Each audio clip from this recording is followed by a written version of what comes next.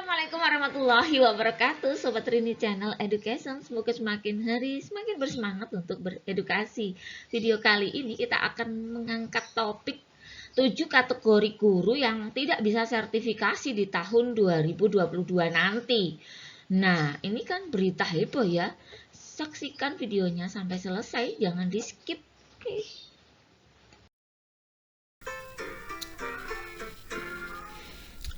Sertifikasi guru merupakan sebuah proses pemberian sertifikat pendidik kepada guru yang telah memenuhi standar profesional atau kelayakan menjadi seorang guru dalam kegiatan belajar mengajar di sekolah. Pemberian sertifikat ini tidak langsung diberikan, melainkan harus melalui beberapa uji kompetensi dan tahapan sebelumnya. Sertifikasi guru menjadi salah satu usaha pemerintah dalam meningkatkan mutu pendidikan, juga meningkatkan kualitas guru dalam mekanisme teknis dan diatur oleh pemerintah melalui Dinas Pendidikan dan Kebudayaan. Keuntungan bagi guru yang mendapatkan sertifikasi ini adalah memberikan jaminan profesionalisme dalam mengajar. Selain itu, memberikan dampak positif dari sisi finansial karena dengan lulus sergur atau sertifikasi guru, maka guru akan mendapatkan tunjangan sertifikasi guru. Sertifikasi guru dapat dilakukan melalui 2 jalur, yaitu melalui PPG prajabatan dan PPG dalam jabatan. Dalam hal ini, tentunya untuk mengikuti sertifikasi harus memenuhi syarat dan ketentuan yang ada. Nah, saat ini acuan dalam sertifikasi guru tertuang dalam Permendikbud nomor 38 tahun 2020 tentang tata cara memperoleh sertifikat pendidik bagi guru dalam jabatan. Dalam mengikuti sertifikasi ada beberapa kategori yang tidak dapat mengikuti sertifikasi. Nah, lengkapnya adalah dijelaskan seperti berikut ini. Yang pertama adalah untuk guru yang tidak atau belum memiliki ijazah S1. Seperti yang kita ketahui dalam Undang-Undang Guru dan Dosen nomor 14 tahun 2005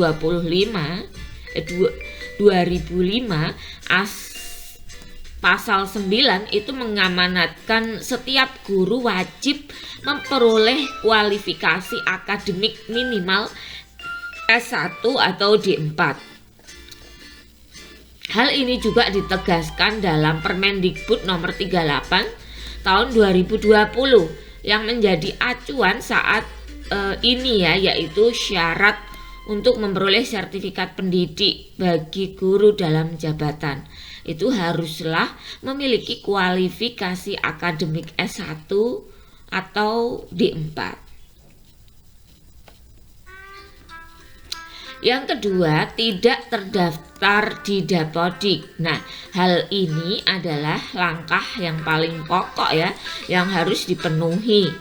Aplikasi Dapodik itu berfungsi untuk menghimpun data terkait sarana dan prasarana sekolah, siswa, guru, dan tenaga kependidikan. Nah, Dapodik juga menjadi dasar pemberian segala jenis tunjangan, seperti tunjangan profesi, tunjangan fungsional, tunjangan khusus, dan bentuk lainnya seperti dana BOS. Sangat disayangkan jika masih ada sekolah yang belum mendaftarkan seluruh guru dan tenaga pendidiknya dalam Dapodik, padahal guru tersebut sudah mengabdi bertahun-tahun. Nah, jika belum terdaftar di Dapodik, coba itu bisa memohon bantuan kepada operator sekolah untuk segera didaftarkan. Nah, yang ketiga adalah belum mengaktifkan SIM PKB. Nah, ini menjadi hal yang penting ya. Guru harus mengaktifkan SIM PKB karena SIM PKB merupakan proses awal untuk mengikuti rentetan PPG dalam jabatan, dari pemberitahuan atau notifikasi sampai pemberkasan yang sangat berkaitan dengan PPG dalam jabatan. Selain itu, guru sebagai masyarakat pembelajar secara individu harus mengikuti perkembangan keprofesionalan berkelanjutan. Nah, sistem pengembangan keprofesionalan ini dikenal dengan SIM PKB. Nah, SIM PKB adalah kepanjangan dari Sistem Informasi Manajemen untuk pengembangan keprofesionalan berkelanjutan. Nah, seluruh guru yang berada di bawah naungan Kemendikbud wajib mengikuti sistem pengembangan keprofesionalan ini ya, dibuktikan dengan kepemilikan akun SIM PKB. Jadi, setiap guru harus terdaftar di Dapodik dan memiliki akun SIM PKB ya, tidak terkecuali juga guru honorer sekalipun. Sama halnya dengan guru swasta juga memiliki Simpatika yang merupakan salah satu aplikasi pendataan di Kementerian Agama terkait dengan pendataan pendidikan guru dan kepala madrasah dan tenaga kependidikan bagi madrasah ya di bawah naungan Kemenak. Simpatika mengelola data terkait mutu PTK, tunjangan profesi guru, penilaian kinerja guru, pengembangan keprofesionalan hingga sertifikasi guru. Keempat adalah menggunakan SK kepala sekolah. Nah, selanjutnya kategori yang tidak dapat sertifikasi adalah guru yang menggunakan SK kepala sekolah. SK yang dapat digunakan dari SK pusat, SK dari pemerintah daerah, atau kepala dinas bagi guru di sekolah negeri. Sedangkan bagi guru di sekolah swasta dapat menggunakan SK yayasan. Jadi ini penting ya. Penggunaan SK untuk yang bernaung di negeri ini adalah menggunakan SK dari pusat ya, atau SK dari pemerintah daerah, atau kepala dinas pendidikan bagi guru di sekolah negeri. Nah, sedangkan untuk yang mengabdi di swasta, maka setidaknya SK yang digunakan adalah SK yayasan. Nah, hal ini dijelaskan sangat jelas dalam Permendikbud nomor 38 tahun 2020 tentang tata cara memperoleh sertifikat pendidik.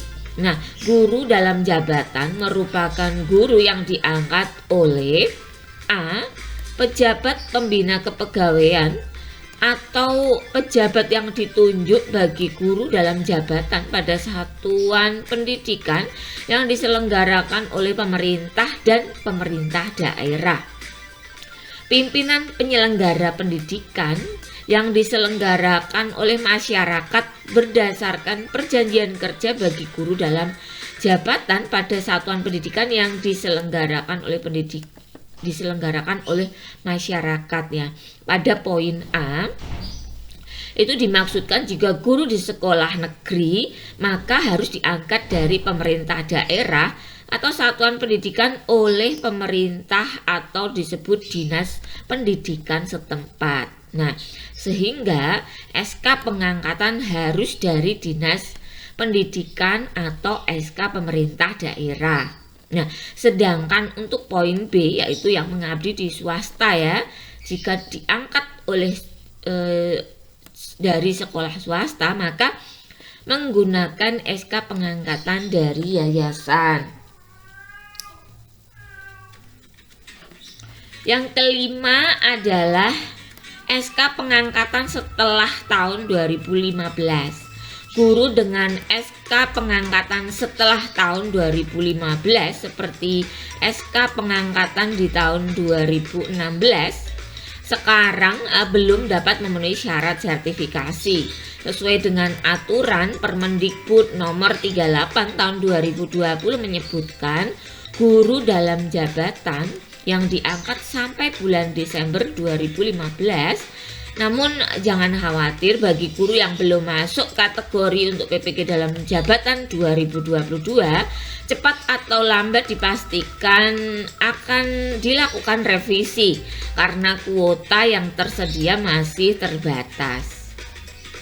Mengingat masih banyak guru mengabdi yang cukup lama hingga puluhan tahun yang belum disertifikasi, sehingga sertifikasi diprioritaskan untuk guru yang sudah cukup lama mengajar dan mengabdi di dunia pendidikan.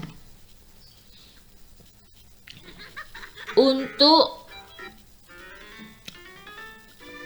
kategori yang keenam adalah SK pengangkatan yang diinput di tahun 2016. Nah, terkadang ditemui beberapa kasus di mana guru memiliki SK pengangkatan 2015 tetapi baru diinput pada 2016. Nah, contohnya kasus ya SK CPNS diterbitkan pada Januari 2015. Kemudian 1 tahun berikutnya atau pada 2016 mengikuti latsar atau prajabatan dan memperoleh SK PNS. Nah, dalam hal ini yang diinput adalah SK PNS. Nah, dalam kasus ini seringkali guru tidak lolos dan tidak ada panggilan tahap pretest maupun panggilan wawancara. Sehingga seharusnya guru menginput SK CPNS tahun 2015 karena SK CPNS termasuk SK pengangkatan pertama. Yang ketujuh, kategori yang terakhir adalah tidak memiliki NUPTK.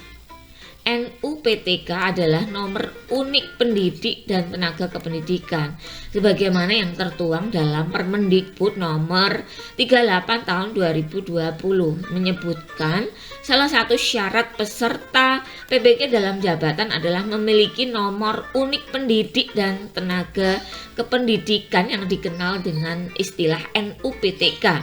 Bagi pendidik dan tenaga kependidikan atau PTK yang belum punya NUPTK, pendidik dan tenaga kependidikan atau PTK dapat mengajukan NUPTK dengan cara mengajukan ke sekolah ya melalui operator Dapodik. Selanjutnya, operator Dapodik akan mengupload data-data yang dibutuhkan secara online melalui laman ini ya, http://vervalptkdata.kemendikbud.go.id dengan beberapa syarat ya tentunya yang harus diikuti. Nah, demikian Bapak dan Ibu informasi ketujuh kriteria tenaga pendidikan yang tidak mungkin mendapatkan kesempatan PPG dalam jabatan di tahun 2022.